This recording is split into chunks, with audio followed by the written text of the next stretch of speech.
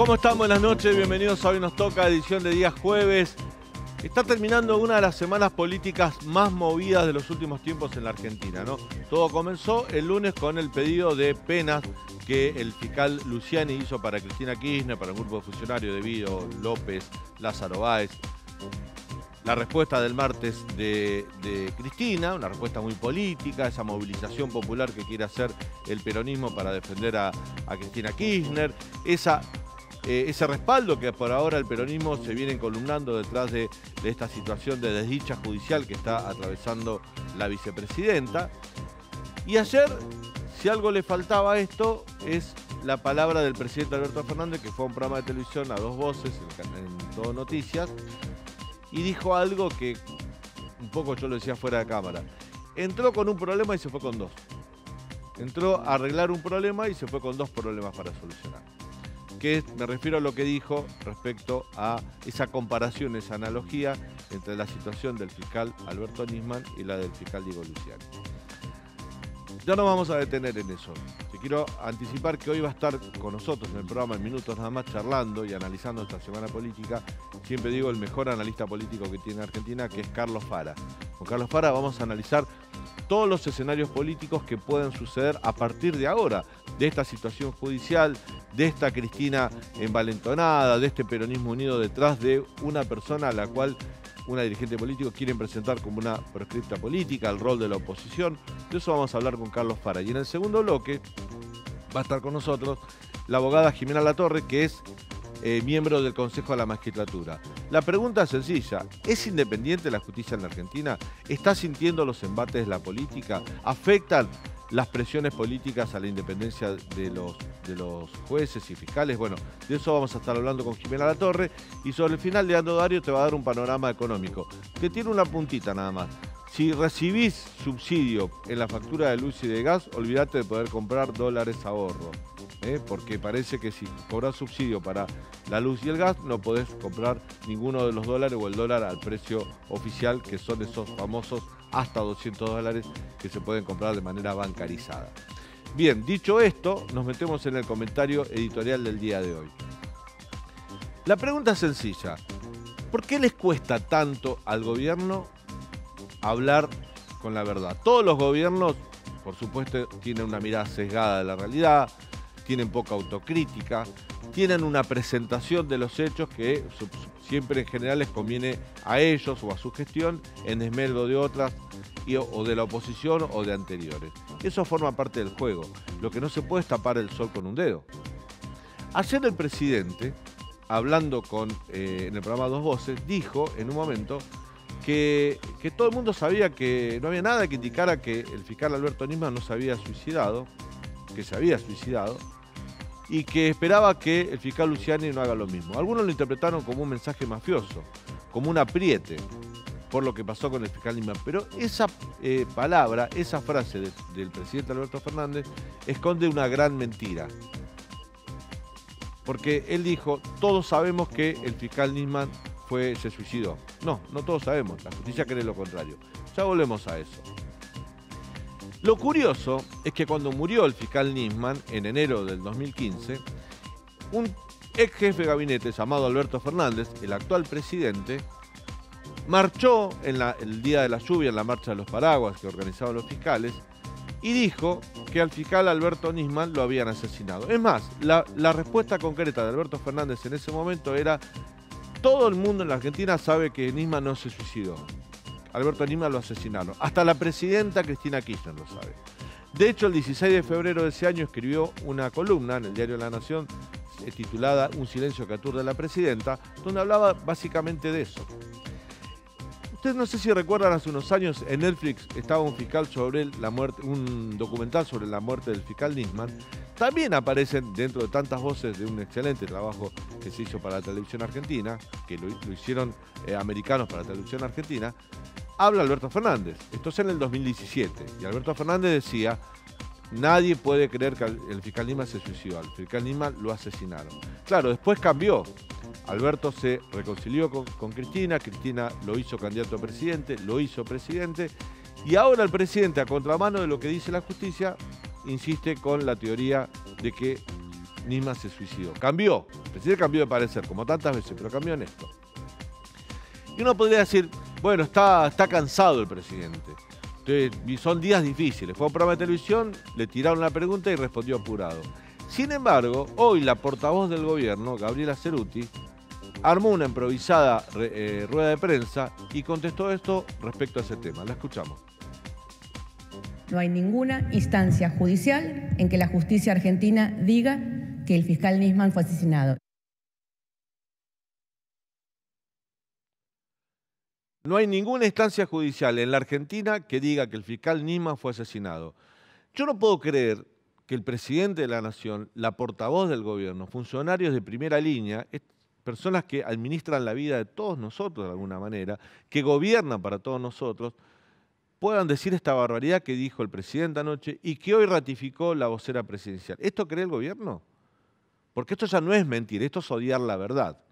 El 26 de diciembre del año 2017, en el Juzgado Federal número 10, luego de un peritaje realizado por 25 peritos de Gendarmería, se estableció que al fiscal Alberto Nisman había sido asesinado.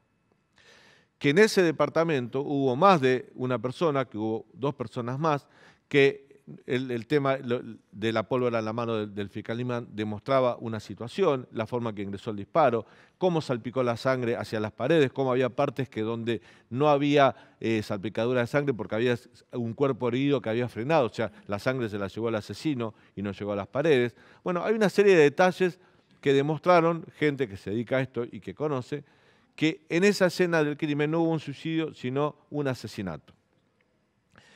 La Cámara Federal no solo ratificó lo que dijo el Juzgado Federal número 10, sino que además confirmó el procesamiento de Diego Lagomarsino. ¿Por qué? Por ser partícipe necesario del asesinato del fiscal Nisman, porque fue el que llevó el arma.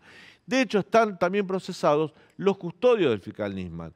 Los 2 custodios que lo dejaron solo, que no lo cuidaron, y los 2 custodios que tardaron 12 horas en ingresar a su departamento a pesar de que la familia le pedía que rompa la puerta para ingresar. La figura por las cuales se los procesó a los custodios es incumplimiento de los deberes del funcionario público. Los custodios no custodiaron, no lo cuidaron al fiscal Alberto Nisman. En definitiva, hace 5 años que la justicia ya no habla de suicidio, habla de asesinato del fiscal Alberto Nisman. Asesinato. Y esa es la carátula de la causa, la ratificada por una Cámara Federal. Si esto lo sabemos todos, ¿cómo es posible que la vocera del presidente llame a una conferencia de prensa y diga, en la Argentina no hay ninguna información, ninguna instancia judicial que diga que Alberto Nisman fue asesinado? Está en primera instancia y está ratificado por Cámara que la investigación no es por suicidio, sino por asesinato. Y hay que tener mucho cuidado con esto. No hay que faltarle el respeto a la gente. Mintiendo como mintió Cerruti, le falta respeto a la gente. Y diciendo lo que hizo el presidente ayer, haciendo una analogía entre Luciani y Nisman, también. El fiscal Alberto Nisman acababa de denunciar a Cristina por traición a la patria, por decir que había firmado un memorándum con Irán que le daba encubrimiento a quienes fueron autores de la voladura de la AMIA, impunidad, y antes de presentarlo en el Congreso aparece muerto en su departamento. Primero se habló del suicidio y después se confirmó que era un asesinato. El fiscal Diego Luciani el lunes terminó su alegato acusatorio y pidió una pena. Por primera vez un fiscal en la Argentina, representante del Ministerio Público, hace un pedido de penas para Cristina Kirchner. Hay un resto de funcionarios también, pero para Cristina, la todopoderosa Cristina. Lo peor que pudo haber hecho el presidente es hacer una comparación entre lo que pasó con Alberto Nisman y lo que pasó con Luciani. Porque puede ser interpretado como un mensaje mafioso, como un mensaje de apriete hacia la independencia de los fiscales. Hoy el doctor Casal, el Procurador General de la Nación, se reunió con los fiscales Luciani y Mola, le dio su respaldo y le mandó una carta al presidente pidiéndole que cuide sus declaraciones para no interferir en la independencia de la justicia. La Asociación de Fiscales, ayer hablamos con el fiscal Rívolo, volvió a insistir más enérgicamente con ese tema. Están sintiendo en la justicia una presión de parte del gobierno, una presión política de parte del gobierno en las causas que analizan o investigan la corrupción del gobierno kirchnerista contra fiscales y jueces. Pero yo me voy a quedar con una parte que es aún más grave. Lo que hizo el presidente Alberto Fernández ayer y lo que hizo su vocera hoy es faltarle el respeto, por ejemplo, a las hijas del fiscal Alberto Nisman. es faltarle respeto a la madre del fiscal Alberto Nisman, es faltarle respeto a su exmujer Sandra Arroyo Salgado. La familia del fiscal Nisman, a quien, esto lo investigará la justicia, se sabrá quién fue, lo asesinaron. Y decir que la justicia nunca dijo eso y que todo el mundo cree que se suicidó es faltarle respeto, primero a todos los argentinos, pero muy en particular a su familia. Yo creo que el presidente Alberto Fernández, ayer cuando dijo eso, ni siquiera se dio cuenta que el que estaba hablando no era el doctor Alberto Fernández, sino el presidente de la Nación. Si no se hubiese dado cuenta la gravedad del asunto y la gravedad de sus palabras. Quédate con nosotros hasta 22. Esto Hoy Nos Toca, aquí en el canal de la ciudad.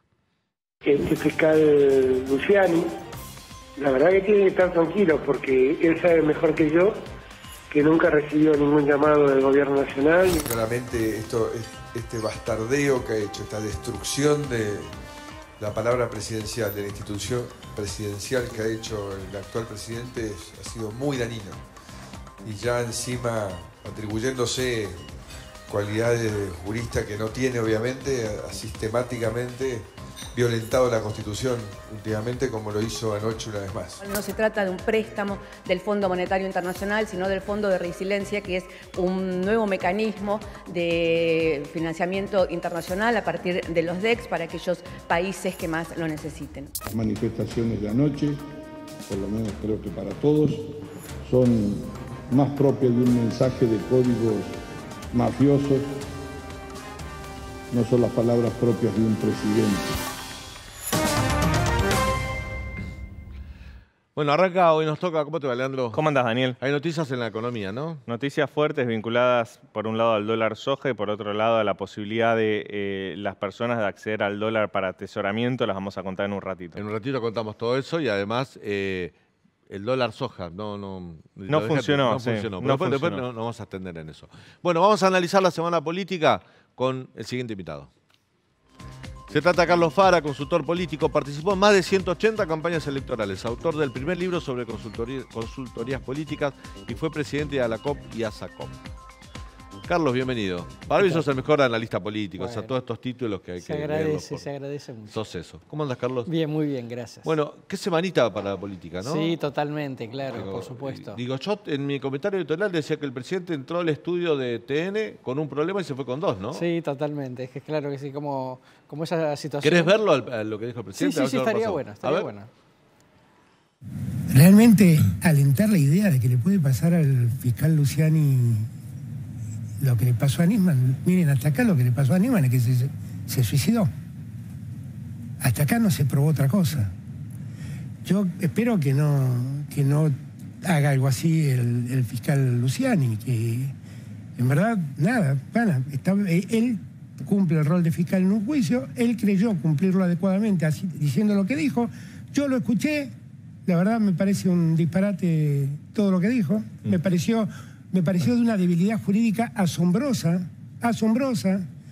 y yo todavía aspiro que la justicia reencauce esta situación. Cuando dice eso, este fiscal Luciani, la verdad que tiene que estar tranquilo porque él sabe mejor que yo que nunca recibió ningún llamado del gobierno nacional, ninguna presión del gobierno nacional. Lo que siento es que ha habido una enorme tergiversación de lo que dije. Y mi respuesta también pone en crisis un relato del medio en el que estuve, de TN y de muchos otros sectores del periodismo, que insisten en decir que lo de Nisman fue un homicidio. ¿Por qué se mete en este lío el presidente? Yo creo que, sinceramente, creo que por improvisación. Porque realmente no había nada, digamos, para ganar. No ayudaba en absoluto, digamos, respecto a la situación de Cristina, digo, porque podría haber dado argumentos para decir si efectivamente lo del fiscal era un disparate jurídico. Él tenía, digamos, todo el derecho del mundo. Sí, su opinión como abogado, por supuesto. A dar clase de derecho, exactamente. Claro. Pero lo cierto es que yo creo que fue improvisado como siempre improvisa el presidente comunicacionalmente, ¿no? Creo que no fue con un plan. Creo que quiso decir algunas cosas y le salió casi una actitud militante, lo cual, digamos, siendo el presidente de la nación, digamos, no puede permitirse ese tipo de actitud, ¿no? Pero pasan cosas raras este gobierno, porque recién escuchábamos muy bien la producción, puso lo que dijo ayer Alberto Fernández en A Dos Voces, y después lo que dijo esta mañana, moderó un poco lo que dijo que fue malinterpretado en el Destape, pero paralelamente a eso que dijo Alberto Fernández, la vocera estaba ratificando, inclusive iba más allá de lo que dijo Alberto ayer, es la vocera del gobierno. Sí, entonces es muy difícil de entender, no hablan entre ellos. Bueno, es que yo creo, a ver, todo forma parte de la cuestión, viste que yo siempre digo que los entornos son imagen y semejanza del líder, no es que alguien está mal asesorado. Como se dice habitualmente, cuando el que elige consejero elige consejo, ¿no? Y me parece que precisamente al haberla elegido a Gabriela Cerruti es todo un gran lío, digamos, toda una gran improvisación para además, digamos, una periodista profesional histórica, digamos, no es una persona, digamos, que es la primera vez que asume este tipo de cuestión. Y efectivamente no hay ninguna planificación. Seguramente el presidente pensó que en su momento tenía que bajar el volumen y quizá no le avisó a la vocera de que no lo tenía que bajar cuando hizo las declaraciones que hizo, ¿no? Digo, uno cree que estamos en manos de un grupo de aficionados, porque realmente es eso. Sí, totalmente. Él tratando de bajar un poco el tono porque se dio cuenta que fue muy grave y que pegó mal lo que dijo y la vocera lo volvió a levantar. Sí, totalmente. Carlos, pero analizando la semana política, fuera de este episodio que yo creo que no ayuda nada a Cristina, porque si él fue a defender a Cristina, estamos todos hablando de eso y no de la defensa que él fue a hacer de la situación. ¿Vos crees que Cristina sale favorecida dentro del peronismo si se victimiza como una perseguida? Mira, no es que sale favorecida, lo que pasa es que no tiene otra estrategia posible. Y dentro del peronismo creo que todo el mundo sabe, digamos, que siendo la figura más fuerte va a jugar, digamos, esta carta que tuvo esta semana. Me parece que a nadie le cae agradable, pero todo el mundo sabe cuál es la verdad de la situación, ¿no? Digo, nadie se engaña respecto al final de esta historia en tribunales a la corta o a la larga, ¿no? Solo que, bueno, estás arriba de este barco, digamos, Cristina es la figura más fuerte y lo más importante para el peronismo ahora es que le vaya bien a Massa, independientemente de cómo le vaya a Cristina. Claro. Porque si le va mal a Massa, digo, por mucha razón que tenga jurídicamente, digamos, de todas maneras, digo, vas camino al desastre desde el punto de vista electoral el año que viene, ¿no? Pero la situación judicial de Cristina, digo, porque Cristina un poco da la impresión, lo hablamos un poco con vos fuera de cámara, parece que el doctor Veraldi, el abogado que defensó a Cristina, es un gran abogado penalista, debe tener conocimientos para hacer una buena defensa jurídica, pero parece que la instrucción de Cristina a sus abogados, a Veraldi y al resto de los abogados, es hagan una defensa política de mi situación. Sí, totalmente. Hasta ahora yo no he escuchado una defensa jurídica, no sé, no soy abogado, pero sí se me ha escapado, pero no veo que ellos intentan derribar las pruebas de Luciani, sino que politizan el discurso. Sí, totalmente. Y de hecho, digamos, por la información que uno va recogiendo a lo largo del proceso, es que de alguna manera Veraldi y cualquier otro abogado que está en ese contexto tiene que jugar un poco de militante de Cristina, digamos. Claro. No es el tema del abogado que se para y le dice, digamos, a su clienta, en este caso, es lo más conveniente es hacer A o hacer B. No, acá, digamos, cualquier cosa que pueda contradecir la estrategia política de Cristina en general, digamos, te diría que queda totalmente de costado, precisamente porque no hay forma de que razone jurídicamente. Y ella, al jugar políticamente, también da por supuesto de que como ya no hay nada para hacer, mejor jugar a la política y dejar lo judicial de costado, claro, ¿no? Ahora, Alberto Fernández no solo es profesor de Derecho y abogado, sino que es presidente y tiene una investidura que cuidar y tiene responsabilidades como cabeza de uno de los poderes del Estado. Él no está cometiendo una interferencia en otro poder del Estado al criticar al fiscal, que es el que representa al Estado y lleva la acusación, y al decir espero que los jueces arreglen esto, ¿no está interfiriendo en el funcionamiento de otro poder del Estado? Mira, por lo menos, digamos, porque interferencia sería, tal cual él dice, nadie, porque esto fue un metamensaje para Macri, ¿no? Por esto de que se supone, algunos dicen que Macri podría haber llamado a alguien del Poder Judicial cuando era presidente para intervenir en alguna causa, que no lo sé, digo, pero lo utilizó como argumento político. Fuera de eso, el punto es, quizá no haya interferencia desde el punto de vista del funcionamiento, ¿no? Porque es opinión del presidente. Lo que pasa es que precisamente por eso el presidente, porque es presidente y no es un ciudadano común, no puede decir cualquier cosa, ¿okay? Y en todo caso, él tiene que dar las señales de que no está tratando de condicionar, incidir, generar algún tipo de miedo, ¿no?, en los intervinientes dentro de este proceso. Eso sin lugar a dudas. Porque él podría haber dicho, me parece que están mal los argumentos, yo hubiera hecho otra cosa, ojalá digamos, el tribunal lo tome otros argumentos, etcétera, pero fue, digamos, muy contra la figura, porque está claro, digamos, que el ataque era político más allá de lo jurídico, ¿no? ¿Vos pensás que Alberto Fernández ya tomó nota de su situación personal en el gobierno y resignó su futuro político? Sí, yo creo que sí, sinceramente creo que sí. Por la dinámica cotidiana que va teniendo, por la agenda de gestión y de anuncios, digamos, que va teniendo cotidianamente, está claro, digamos, que ha decidido, de alguna manera aceptado, ¿no?, que este ya no es un juego de 3, que este es un juego de 2 entre Cristina y Massa, ¿no? Que todo el foco está puesto ahí, que ya no importa mucho que él tenga formalmente la lapicera, que la tiene desde ya, porque todos los actores del Frente de Todos, ya a nadie le importa lo que haga y lo que diga Alberto. Y es más, si Alberto en algún momento tratase de entorpecer alguna decisión, por ejemplo de Massa, todo el mundo supone que Cristina, Alberto, los gobernadores van a actuar y le van a hacer una doble Nelson y lo van a atrapar como para que efectivamente actúe en función de lo que Cristina y Massa, digamos, decidan, ¿no? Yo tengo entendido, creo que fue un dirigente del radicalismo histórico del Coti Nosiglia, que decía que los pactos en política son entre 2, nunca pueden ser entre 3, claro, porque Nosiglia, siempre va a quedar sí, uno lastimado que te va a jugar en contra. Exactamente. El pacto era entre Alberto y Cristina, y Massa siempre creyó que era de 3. Y Cristina le hacía entender que el pacto era entre Alberto y ella. Claro. Y ahora Cristina decidió hacer el pacto es entre ella y Massa y correrlo a Alberto. Pero la que decidió siempre quién era su socio político fue Cristina. Es lógico, digamos, si vos sos la dueña del paquete accionario mayoritario dentro de esta empresa, es obvio que decidís con quién finalmente, digamos, haces un acuerdo, quién tiene poder y quién no tiene poder. Y ella, digamos, recordemos, antes de la llegada de Massa y Massa también es consecuencia del hecho de que lo vació totalmente de poder Alberto, un Alberto que, como estamos diciendo, también ha actuado poco profesional en lo comunicacional y en lo político, ¿no? ¿Vos crees que esta lealtad que le ha manifestado el peronismo, es cierto que hay tweets, hay algunos que han jugado más, otros menos, el intendente conurbano jugaron más fuerte que algunos gobernadores, pero nadie salió a decir, che, bueno, basta de Cristina, construyamos nuestra propia historia. La verdad, nadie se ha plantado en el peronismo. Esto va a seguir así porque necesitan que el Frente de Todos esté unido para ser competitivo el año que viene y poder ellos retener gobernaciones, intendencias, ¿o en algún momento esto se va a acabar? Mira, de acá al año que viene seguro, digamos, es la unidad, cueste lo que cueste, porque obviamente si se dividen, saben que lo único que harían es facilitarle a Juntos por el Cambio, digamos, un triunfo electoral. Eso es indiscutible. Les guste, no les guste, pero ya no tiene ningún sentido separarse, dividirse. Y además, ¿quién sería la cabeza del sector disidente a Cristina? No está, hoy no está. Eso por un lado. Ahora, yo personalmente creo que esta es una fase distinta de la historia del peronismo, ¿okay?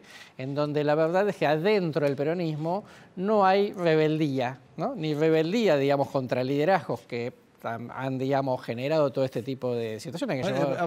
Profundizar eso que me parece interesante. ¿Te parece que es un peronismo, una etapa nueva que el peronismo no tiene antecedentes? Exactamente. El peronismo, digamos, siempre verticalista en la medida en la cual el liderazgo muestre éxito. Sí, claro, que el líder te haga ganar elecciones, claro. O en la gestión, caso, digamos, Menem en su momento. Si no, no hay líder. Si no te corren, digamos, eso era históricamente. Lo que pasa es que el peronismo es un partido de poder. Totalmente. El peronismo es un partido para gobernar. Totalmente. Digo, en el 83 no sirve como partido testimonial, no está formateado como partido testimonial. Totalmente. En el 83 perdió una camada, perdió la elección y apareció la renovación hasta que lo empujaron, digamos, y generaron un cambio en el cual salieron Cafiero Menem. Menem gana esa interna y va para adelante. Menem termina exitosamente en el sentido de que, digamos, termina sus mandatos, digamos, con ciertas cosas ordenadas. Después va Duhalde. Duhalde, ¿por qué no se convierte en líder? Porque pierde la elección, ¿no? Claro. Después Duhalde algún capital tiene porque logra estabilizar la economía y le da, digamos, la posibilidad a Kirchner. Y después Kirchner se mantiene porque efectivamente, digamos, tiene éxito electoral y éxito de gestión. Pero eso, yo te diría, después de la crisis de 2001, el peronismo ha entrado, digamos, en una fase histórica claramente distinta, ¿no? Perdió rebeldía en el sentido de que no hay personajes adentro que digan vamos a juzgar a los mariscales de la derrota, como se decía en los 80. La política argentina se ambarizó, digo, está todo en el AMBA. Cualquier personaje nuevo que aparece es del AMBA, ¿no? O es Milei, o es Mane, no importa el nombre que quiera, es de acá. Y el peronismo, una de sus ventajas era su poder territorial federal. Hoy, que te aparezca un Meno, te aparezca un Kirchner del interior, es prácticamente imposible. Pero no tiene ningún gobernador, ningún dirigente del interior instalado. No. Ni lo va a tener en esta instancia de acá al 2023 ya seguramente no. Creo que el gobernador más conocido que tiene el kirchnerismo, lo puedo sacar a Schiaretti, que es peronista pero no está dentro de ese grupo, creo que es Capitanich. Después no tiene gobernadores que sean conocidos en la ciudad de Buenos Aires. No. Capitanich porque fue jefe de gabinete de Cristina. Obviamente, y Kicillof porque es el gobernador de la provincia de Buenos Aires, digamos. Pero él está acá. Pero él está acá, digamos. Pero efectivamente, Uñac, que podía ser una alternativa, digamos, es muy poco conocido. Y en ese relato que haces del peronismo, ¿te parece lógico esto del cabildo abierto, movilización, abierto respaldo a la vicepresidenta? Bueno, es natural. Digo, a mí la sensación que tengo, digamos, en que toda esta situación hay como una suerte de plan canje, ¿no? En donde es solidaridad con Cristina por el tema judicial y dejémoslo hacer a Massa, aunque haya que tragarse sapos, porque mucha alternativa no hay, ¿no? Claro. Si queremos tener alguna posibilidad, digamos, en 2023. Fíjate cómo salpica todo este lío, estamos hablando del peronismo, todo lo que ha generado estos últimos 3 días, cómo llega a la vereda de enfrente, ¿no? Me refiero a Juntos por el Cambio. Hoy una conferencia de prensa y tampoco están todos de acuerdo en el camino a seguir respecto a lo que dijo Alberto Fernández. A ver si lo escuchamos. Le estamos pidiendo en conjunto un juicio político, sabiendo que lo que hacemos puede tener más que nada el valor simbólico de definir una posición y llamar a la preocupación. No vamos a permitir y vamos a dar todas las respuestas institucionales que corresponda que el kirchnerismo avance sobre la división de poderes, sobre un poder como la justicia. Lo de ayer rebasó los límites no solo porque infringe el marco de la división de poderes, sino también por la frivolidad con que se trató el tema del magnicidio del fiscal Nisman. Bien, ahí estaba el radicalismo, el PRO, los republicanos, la coalición cívica, todos juntos por el cambio diciendo juicio político a Alberto Fernández. Sin embargo, aparecen algunos actores que son los que tienen ese discurso antigrieta, que no creen que haya que seguir estirando las posiciones enconadas entre el peronismo y la oposición, que opinan distinto. Hoy hubo voces, por ejemplo, la de Facundo Manes, la de Gerardo Morales. Así que creo que tenemos una para escucharlo. Lo escuchamos. Tampoco hay que sobreactuar desde la oposición con estos temas. También ha habido un pedido de juicio político al presidente. ¿Qué piensa al respecto de eso? No estoy de acuerdo. Bueno, no estoy de acuerdo, dice el gobernador de Jujuy. Él no es legislador, pero es una posición fuerte, es presidente del radicalismo. Pero estaba Mario Negri sentado ahí. Digo. Y después Facundo Manes, que es diputado nacional en la Esperanza Blanca del radicalismo en la provincia de Buenos Aires, dijo que tampoco está de acuerdo con el juicio político. Sí. Bueno, primero, recordemos, Gerardo Morales, que gobierna con un vicegobernador que es de Massa. De Massa, sí. ¿Okay? Y que siempre ha tenido buenas relaciones. La única provincia que ganó en el 2015 Massa fue la provincia de Jujuy, con lo cual, digamos, cuida también sus tantos internos, ¿no? Y después porque me parece que hay un punto así, que ojo que la sociedad, digamos, está, la gran mayoría, calificando negativamente la gestión del gobierno de Alberto, pero también está crítica de lo que hace la oposición, ¿no? Digamos, no la ve propositiva, digamos, no la ve con actitud, digamos, de acercar alguna idea, aunque no se la vaya a tomar el gobierno. O sea, lo ven un poco, digamos, como oportunistas dando vuelta alrededor de un cuerpo político, digamos, que empieza un poco a oler a cadáver. Yo tengo una idea, vos sos el analista, yo soy un humilde periodista que no sé tanto como vos, pero yo tengo una idea que Juntos por el Cambio está más preocupado en saber cómo va a gobernar, cómo va a construir mayorías para poder gobernar, para realizar las transformaciones o las políticas difíciles que hay que sobrellevar para salir de esta crisis, que en transitar este momento. Y debido a eso es que Carrió sale a marcar la cancha diciendo, ojo con querer construir mayorías por ejemplo, con Sergio Massa. Le puso bolillanera a Massa, lo apuntó porque sabe que Massa tiene buenas relaciones, por ejemplo, con Gerardo Morales y con otros dirigentes. Dijo, ojo con esto, esto no es Juntos por el Cambio. Sí. ¿No te parece que ahí está el problema también? Sí, es que hay debates pendientes no resueltos, entonces es un lío. Primero, dejemos de lado los liderazgos y las candidaturas, porque eso se va a resolver dentro de un año en las PASO. Sí, pero, por ejemplo, Horacio Rodríguez Larreta dice que se necesita construir una mayoría del 70%, no electoral, pero sí de convivencia para gobernar. Entonces, ¿a dónde vas a ir a buscar eso que te falta? Claro. Entonces, ahí es donde Carrió empieza a poner límite por los negocios, por los empresarios, por lo que representa Massa, por Manzano, por Vila, por Edenor, y empieza a señalar, y de alguna manera es la mancha venenosa, te toca y te deja comprometido. Claro, totalmente, porque acá, digamos, hay primero un debate sobre cómo va a ser el gobierno, el futuro gobierno Juntos por el Cambio. ¿Va a ser el gobierno de un partido o va a ser un gobierno de coalición? Claro. O sea, ¿va a ser como Macri o va a ser otra cosa? Es una primera cuestión importante. La otra cosa importante es ¿qué le vamos a ofrecer a la sociedad? ¿Le vamos a decir que había que hacer lo mismo que Macri pero más rápido o le vamos a decir que hay que hacer otra cosa? ¿Okay? Como esas cosas no están resueltas y no van a estar resueltas en el corto plazo, entonces de al rato vamos a ver este tipo de conflictos, ¿no? Porque cada uno va jugando su partido, digamos, en función de los intereses que va teniendo, ¿no? Vos pensás, lo hemos hablado alguna vez, como cuando vos le preguntás a los políticos y dice falta mucho, tenemos muchos problemas para hablar de candidaturas, ¿no te da la impresión que las fórmulas mixtas van a salvar la unidad de Juntos por el Cambio? Bueno, es una posibilidad. Para eso hace falta un acuerdo político que no luce, digamos, Hoy Mauricio Macri dio a entender eso. Dijo que eran necesarias las PASO, como sean, incluso con fórmulas cruzadas, porque de alguna manera te va a ordenar la interna del PRO, del radicalismo, partidos grandes, mayoritarios, que tienen sus ruidos internos y que no todos piensan igual. Totalmente. Y que a lo mejor las fórmulas mixtas te ordenan un poco eso, ¿no? Primero, necesitan las PASO sí o sí, porque tienen varias alternativas, competitivas todas, ¿no?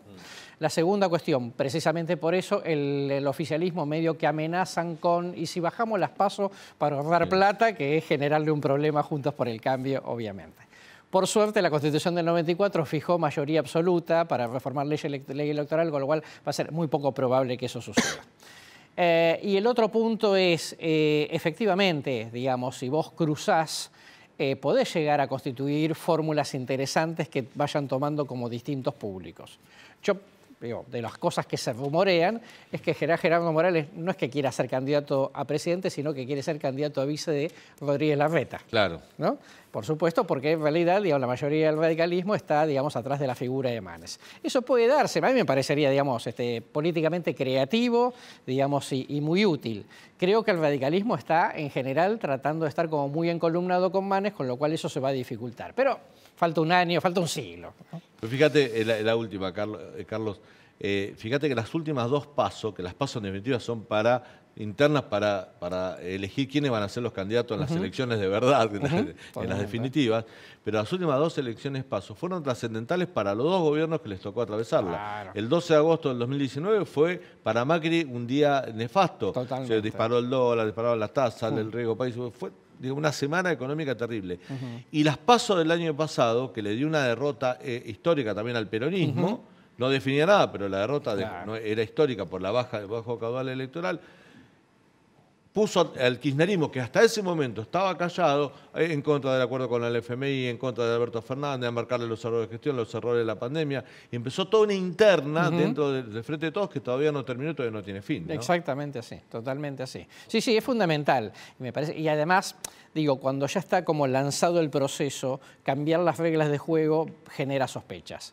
Con lo cual, aun cuando no gustan las PASO, digamos, me parece que lo mejor es dejarla y tomar una decisión, digamos, después de que se haga la próxima elección presidencial. Carlos, gracias por tu visita. No, por favor, un placer. Bueno, vamos a ir a un breve corte. Cuando volvamos va a estar con nosotros la doctora Jimena Latorre, miembro del Consejo de la Magistratura. La pregunta base es esta: ¿es independiente de la justicia en la Argentina? ¿Recibe presiones de la política? Bueno, lindo tema para charlar en una semana donde es muy propicio abordar eso. Ya volvemos.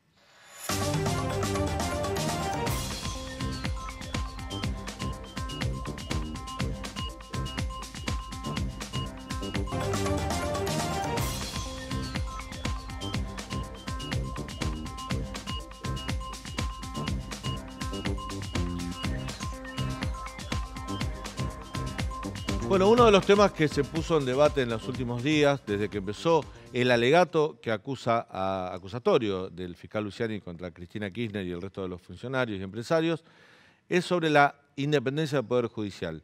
si realmente es independiente, si realmente está presionado por el poder político. Un tema muy importante para vivir en democracia y en un sistema republicano, para abordar con la siguiente invitada. Se trata de Jimena de la Torre, abogada, fundadora de Abogados en Acción, fue subdirectora de la AFIP y es consejera del Consejo de la Magistratura de la Nación. Jimena, buenas noches, bienvenida.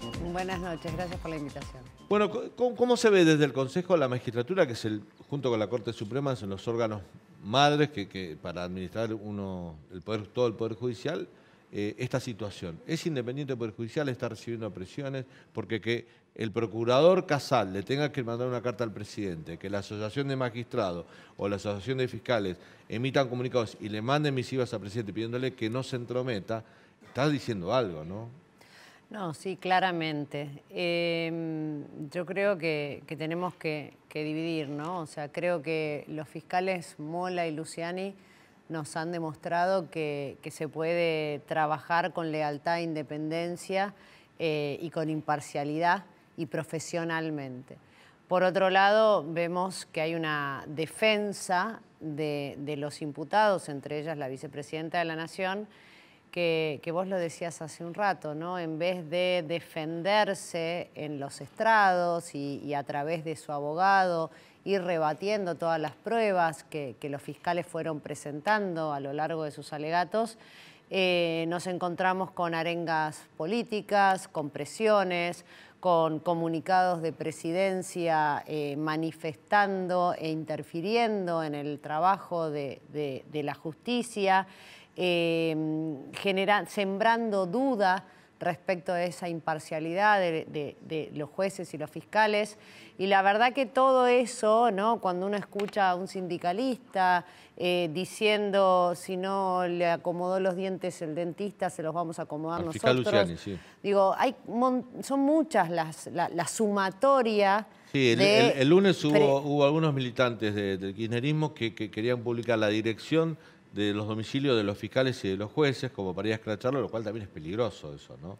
En las redes sociales sucede. Y no nos olvidemos que ingresaron a la oficina de declaraciones juradas patrimoniales de los jueces y lograron abrir los sobres de los miembros del tribunal oral, esa oficina, ¿no? No estaban los esa fiscales. oficina donde están las declaraciones patrimoniales de los jueces, ¿no depende del Consejo de la Magistratura? Depende del Consejo de la Magistratura. El Consejo de la Magistratura tomó medidas. Hoy toda la oficina de declaraciones juradas patrimoniales ya se mudó y está ya trabajando en la sala lo que cofre. se cree es que ingresaron, abrieron los sobres lacrados, fotografiaron, se cree que fotografiaron, o los vieron y los y se fueron. No se llevaron nada, pero violaron esos secretos, ¿no? Claro, ahora la justicia tenía que dilucidar si había habido algún tipo de manipulación en esas declaraciones juradas. Las declaraciones estaban, lo que tenían que chequear con los afectados es que no se hayan modificado esas declaraciones juradas. Pero mínimamente con tomar foto de las declaraciones juradas pueden obtener, por ejemplo, las direcciones de los jueces del tribunal oral. No los fiscales porque no están allí. Claro, ¿no? Pero sí de los jueces. Pero sí de los jueces. Entonces, nosotros lo que entendemos, digo nosotros porque toda la agrupación que yo integro, lo que vemos es un plan orquestado de impunidad que no se puede ver en forma aislada. Los dichos del presidente no los podemos ver en forma aislada. Los dichos del presidente los tenemos que ver con todas estas cuestiones que venimos diciendo, ¿no? Cuando tenemos otros jueces que también salen a expresar y a respaldar a la vicepresidente, también con contenidos amenazantes en muchos casos. Digo, es una sumatoria de hechos que no pueden ser tomados como aislados, pero sí que tienen que ver con una afectación a la independencia del Poder Judicial, incluso susceptible de ser denunciada ante organismos internacionales, porque los organismos internacionales en derechos humanos, tanto la OCDE como la ONU, velan por la independencia del Poder Judicial, porque entienden que donde no hay independencia del Poder Judicial, no hay posibilidades de proteger todo el ecosistema en materia de derechos humanos. Lo mismo con las convenciones anticorrupción y de soborno transnacional que hemos firmado, ¿no? Como argentinos, a las que nos hemos comprometido. Entonces, cuando uno ve a un presidente de la Nación, cuando uno ve a una vicepresidenta de la Nación que se expresan en los términos que se vienen expresando, está claro que el orden constitucional se ve afectado y eso realmente es materia hasta de denuncia internacionalmente. Los fiscales Luciani y Mola ya acusaron, ya hicieron el alegato, ya pidieron condena, o sea, su trabajo, lo más importante, ya está terminado. ¿Qué es lo que busca el presidente, la vicepresidenta, el kirchnerismo cuando critican la figura de los fiscales? ¿Condicionar y en todo caso disciplinar a los jueces que tienen que fallar o a otros que tienen que investigar otras causas? Sí, uno lo que ve es un alegato desesperado, ¿no? O sea, cuando la vemos a la vicepresidenta de la Nación saliendo por su canal de YouTube, encima en el despacho, en un despacho oficial del Senado, ¿no? Arengando y planteando una serie de cuestiones que si tiene algo para plantearlo tiene que hacer en la justicia y lo tendrá que hacer cuando le toque a su abogado defensor hacer los planteos que tenga que hacer. Bueno, te interrumpo. Cuando ella dice que los bolsos de López, los 9 millones de dólares que tenía López que revolvió en General Rodríguez en el convento, está relacionado con Nicky Caputo, que es un empresario cercano a Mauricio Macri, yo me pregunto por qué no hizo la denuncia judicial, si tiene algún tipo de prueba al respecto. Tiene obligación como funcionaria pública de al momento de tomar conocimiento de un delito no hizo de no hay ninguna denuncia judicial, solamente una denuncia mediática. Efectivamente. Y además, cuando ella dice por qué estos dichos o estos chats no fueron traídos a la causa, y porque no tenía nada que ver con los hechos que se están debatiendo en la causa. Eso en todo caso y esos chats serán utilizados en otras causas que también están siendo investigadas y allí deberán ser aportados. Pero hoy acá lo que se está investigando es una maniobra de corrupción en donde a partir de la obra pública se entiende que los beneficiarios finales de toda esa malversación de fondo fueron la vicepresidenta de la Nación y el expresidente fallecido ya, Néstor Kirchner, ¿no? Ahora, si hay cuestiones que deben ser rebatidas, porque lo que han hecho los fiscales no es nada más que su trabajo. El fiscal debe acusar, ¿no? Esa es su función. Sí. Y cuando acusa tiene que reconstruir sus teorías respecto de un delito que puede haberse cometido, respaldarla a través de pruebas, que eso fue lo que fuimos viendo a lo largo de estos días donde fueron presentándonos todo un relato, si se quiere, histórico, pero siempre amparado y sostenido en pruebas que van llevando a que esa teoría empieza a tomar forma y se termina convirtiendo en una verdad objetiva. Ahora, cuando llega el momento de las defensas también pueden hacer uso de pruebas para rebatir y plantear que todo aquello presentado por los fiscales tal vez no tiene sustento, pero también lo va a tener que hacer basado en pruebas, no a través de relatos sin prueba. Tienen todas, están a derecho y tienen todas las posibilidades de rebatir las pruebas que presenta la Fiscalía. Pero una mirada ajena, ya no tan técnica desde el punto de vista del derecho, sino una mirada como miembro de un organismo como el Consejo de la Magistratura, es que Cristina dio a entender como que ya está condenada. O sea, hasta ahora lo que tenemos es una parte del proceso, que termina cuando el fiscal acusa. Falta la parte de la defensa y la última parte cuando el tribunal decide. Pero Cristina ya dio a entender, o la gente cree que ya está condenada.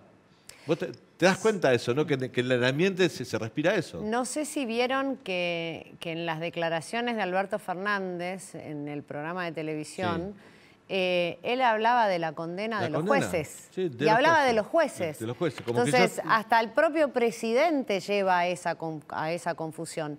La pregunta que yo me hago es, ¿será que su abogado defensor ya sabe que no tiene pruebas suficientes para rebatir todo lo que los fiscales alegaron hasta ahora? ¿Es por eso que ella cree que ya está condenada? ¿Porque realmente entiende que jurídicamente no tiene defensa posible? Entonces tiene que salir a hacer estos planteos políticos para ver si logra al menos que la opinión pública la respalde. Y respondiendo finalmente a tu pregunta, yo creo que claro, que es parte de una instalación de un relato al criticar y seguir de alguna manera ensañándose contra los fiscales, está queriendo presionar, y eso es lo que no podemos permitir en un orden republicano, a los jueces del Tribunal Oral que están llamados a decidir. Claro, da la impresión que esto que vos señalabas, ¿no? Cuando Cristina se da por condenada, porque ella, no sé, los abogados podrían hasta cuestionar la figura de la asociación ilícita. Por ejemplo, que es difícil comprobar la existencia de una asociación ilícita en un gobierno, ¿no? Que es un poco lo que está planteando la Fiscalía. Pero incluso Cristina, por lo menos lo que dijo el martes cuando habló, reconoce corrupción debajo de ella, reconoce la corrupción en José López, no defiende a ninguno de sus funcionarios, no es que los defiende, no habla de inocencia, habla de una situación de persecución política hacia ella. Entonces, todo esto es muy raro, porque tendría una defensa jurídica con la figura de la asociación ilícita, podría tenerla. Lo que pasa es que es propio de estos tipos de gobiernos autocráticos, ¿no? Lo hemos visto, sin ir más lejos, en Brasil, ¿no? O sea, la victimización y la defensa política y el relato para sostener y victimizarse y entender que de alguna manera es el pueblo y la historia los que los deben juzgar. Y eso lo que busca es desviarse y de alguna manera correrse de un proceso judicial que, si somos todos iguales ante la ley, debe someterse. Entonces, cuando hablamos de principio de igualdad, de eso se trata. El principio de igualdad lleva a que toda persona que tenga sospecha de haber cometido un delito debe llevarse adelante un juicio y serán los jueces, y ellos deberán someterse a esos jueces para que sean ellos los que decidan si el delito se cometió o no. Acá lo que pareciera es que buscan el atajo, ¿no? Entonces, bueno, que no me juzguen porque el Poder Judicial no existe, porque a mí, como me votan un determinado número de ciudadanos, entonces yo entiendo que a mí el pueblo, y veamos qué significa pueblo para ellos, pero el pueblo y la historia me absuelven. Entonces, este Poder Judicial no tiene ninguna autoridad para llevarme a los estrados de un juzgado y juzgarme y hacer todo este circo que en realidad no existe, porque el Poder Judicial no existe, no para ellos, ¿no? ¿Crees, la última y breve, Jimena, crees que desde el Consejo de la Magistratura tienen un trabajo por delante para garantizar esa independencia del Poder Judicial, para garantizarla a la sociedad? Porque hay gente que escucha a Cristina, que vota al kirchnerismo, que son muchos, de hecho son oficialismo, que la escuchan y dicen, bueno, acá la justicia está cooptada, es parcial.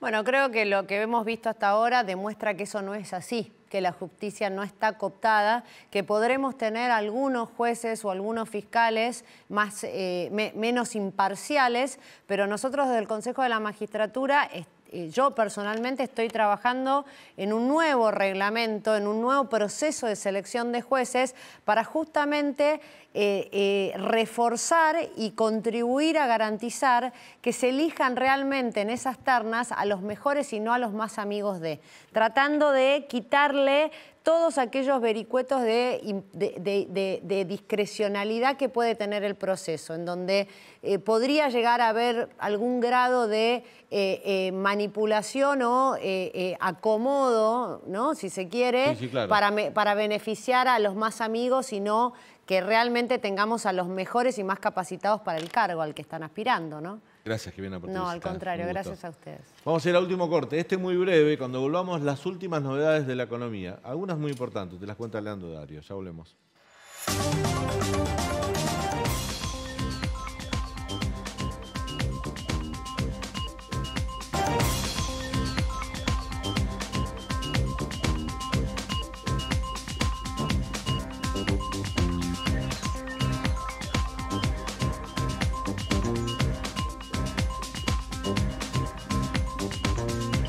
Bueno, como siempre hay novedades en la economía, te las cuenta el señor Leandro Dario.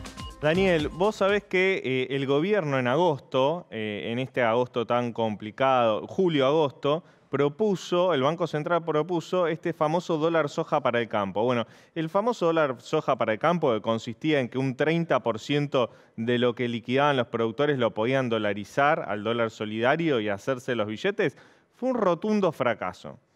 Fue un rotundo fracaso. El Banco Central no supo explicar en qué consistía la medida, comunicarla bien. Los productores consideraron que era muy engorroso. Tan solo se liquidaron, Daniel, 4 millones de dólares con el famoso dólar soja. 4 millones de dólares. Justamente cuando Massa pedía 5.000 millones de dólares de liquidación en el campo, 4 millones es la nada misma.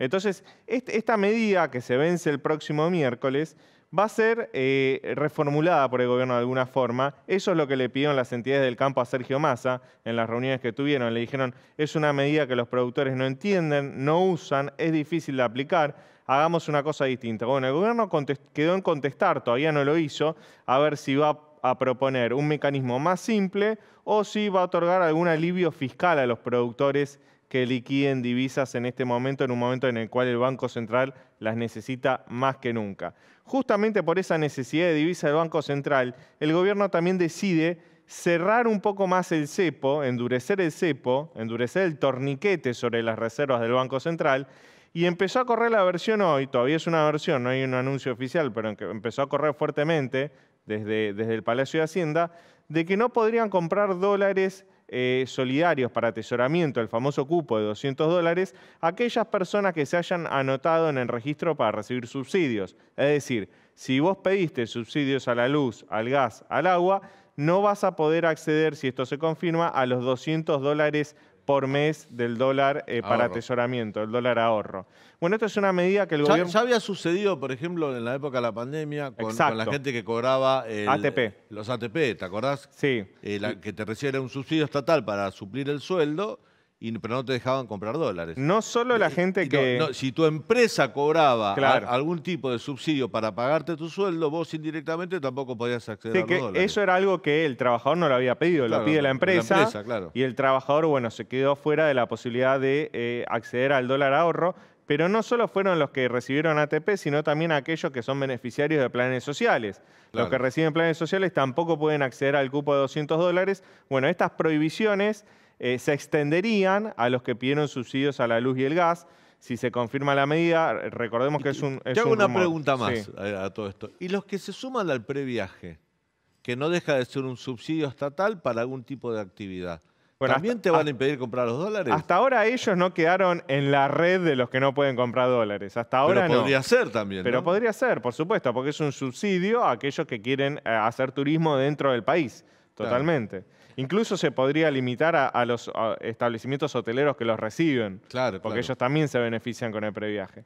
Así que bueno, otra medida del gobierno para intentar reducir el grifo de dólares, que se escapen los menos dólares posibles, mientras Sergio Massa prepara en septiembre su gira por Estados Unidos, por Washington, donde se va a reunir por primera vez con los funcionarios del FMI y donde va a intentar tantear el terreno para pedir este préstamo que hablábamos ayer de 1.300 millones de dólares, que es un préstamo para aquellos países que son vulnerables desde lo climático y para el desarrollo sostenible de las economías de ingresos bajos y medios. Bueno, mientras el gobierno cierra el grifo de los dólares, va a intentar pedir más por la ventanilla del FMI. Bueno, muy bien. Nos estamos yendo. El peronismo hoy había cabildos abiertos, se está preparando una marcha. Va a haber una marcha este sábado en apoyo a Cristina. Quieren armar una gran marcha para el 17 de octubre, Día de la Lealtad Peronista. Pero hoy habló, por ejemplo, Eve Bonafini y le hizo un pedido al presidente Alberto Fernández. ¿Sabe qué le pidió? ¿Qué le pidió? Que no hable más. Dijo, presidente, no hable más, porque cada vez que habla nos desilusiona a todos. O sea que también la participación de Alberto Fernández en los últimos días ha generado internas y fisuras dentro del kirchnerismo. Gracias por habernos acompañado. Nos reencontramos mañana a 9 de la noche aquí en el canal de la ciudad. Como decimos siempre, para contarte todo lo que sucede en Argentina y en el mundo. Hasta mañana.